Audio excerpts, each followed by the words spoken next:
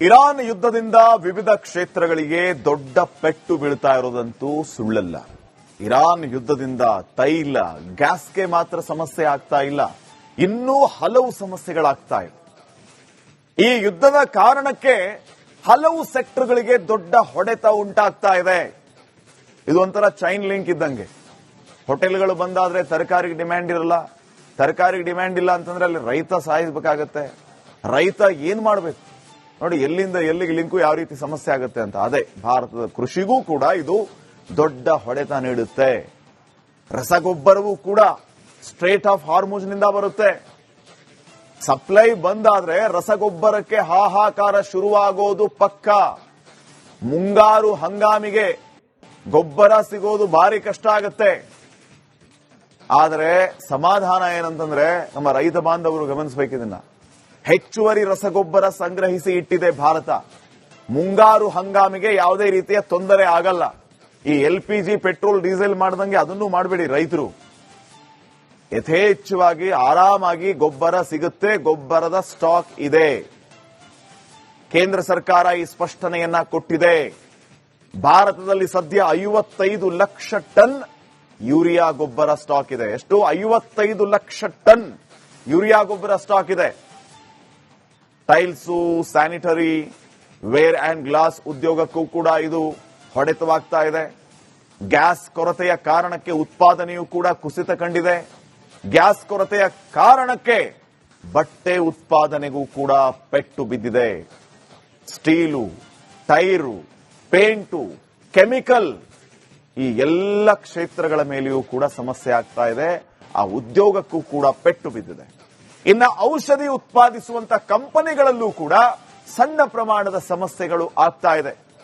ದೇಶದ ಪ್ರತಿ ಸೆಕ್ಟರ್ ಯುದ್ಧದ ಕಾರಣಕ್ಕೆ ಸಮಸ್ಯೆಗೆ ಸಿಕ್ಕಾಕೊಂಡಿದೆ.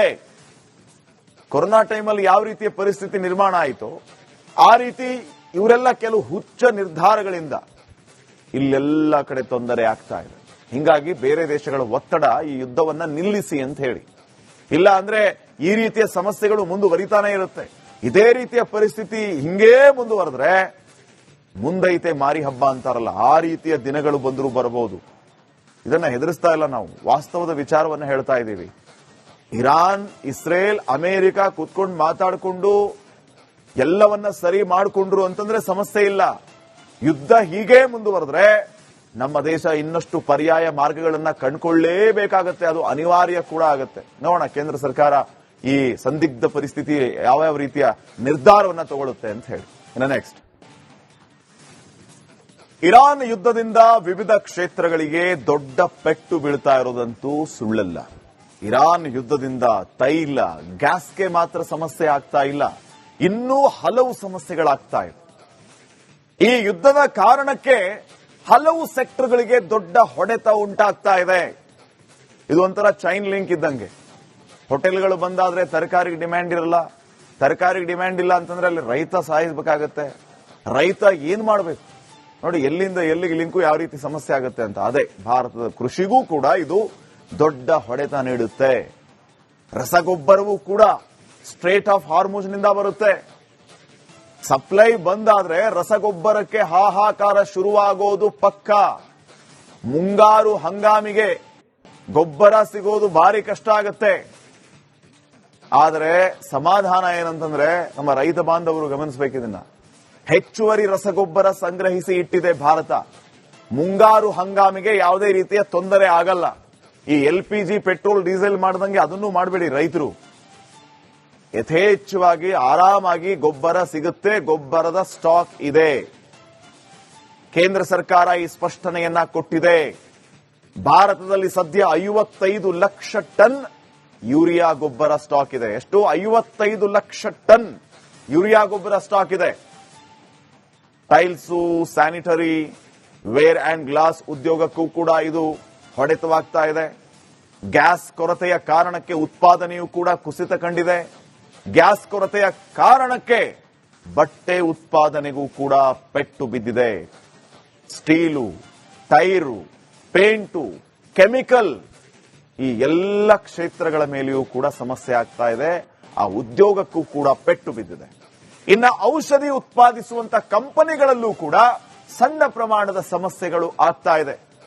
ದೇಶದ ಪ್ರತಿ ಸೆಕ್ಟರ್ ಯುದ್ಧದ ಕಾರಣಕ್ಕೆ ಸಮಸ್ಯೆಗೆ ಸಿಕ್ಕಾಕೊಂಡಿದೆ.